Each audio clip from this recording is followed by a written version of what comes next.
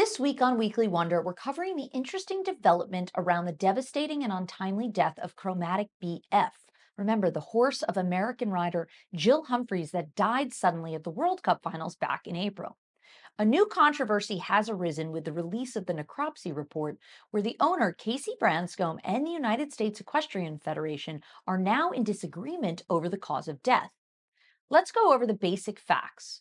Chromatic BF passed away in the stable aisle unexpectedly after the second round of the World Cup finals in Riyadh, approximately 2 hours after competition was complete.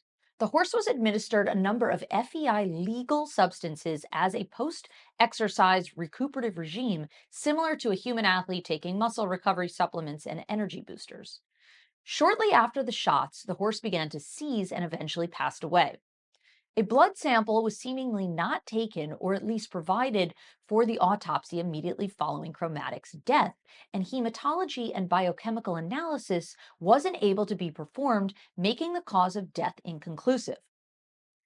As a member of the United States equestrian team, all horse owners must sign a horse participation agreement with the USEF, effectively loaning their horse to the team. And as it states, for purposes of horse welfare, by signing this agreement, the horse owner or owners give their full permission to the USEF and its agents to administer medication to their horse or horses in the interest of the horse's welfare and well-being during the loan period.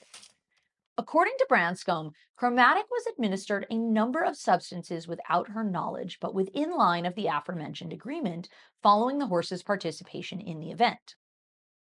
Following Chromatic's death and until the release of the report, Branscombe and Youssef were working closely together to amend this agreement to give owners more decision-making power over their horse's medical care. According to Branscombe, USEF had been helpful, cooperative, and fully supportive of such an initiative. However, in light of the report and USEF's subsequent retreat on the matter, Branscombe and USEF are now at odds, with Branscombe threatening legal action. The report gave four possible causes of death by fatal pulmonary hemorrhage: a blood clot, heart attack, shock, and bleeding in the lungs due to overexertion during exercise.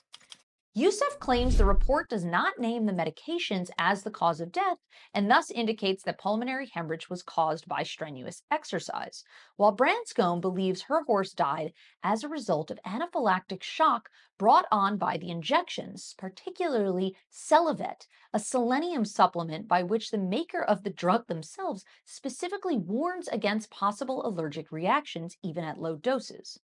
Lastly, and perhaps most interestingly, USEF has since stopped administering Celavet to team horses since the passing of Chromatic BF. No matter the cause, any death of one of our equine partners is heartbreaking for everyone in the sport. As riders, owners, grooms, enthusiasts, etc., we take tremendous pride in caring deeply for the horses, and any tragedy like this greatly saddens our community. But this disagreement raises important topics for discussion surrounding anti-doping and who ultimately is responsible for the care and well-being of the horses. Where does the decision-making power lie? And is it a national federation's place to impose medical choices on behalf of a rider or owner, regardless of their input?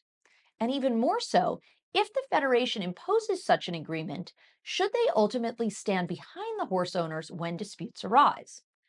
Optically, for the sport at least, disagreements of this sort do not lead to unified messaging regarding horse welfare.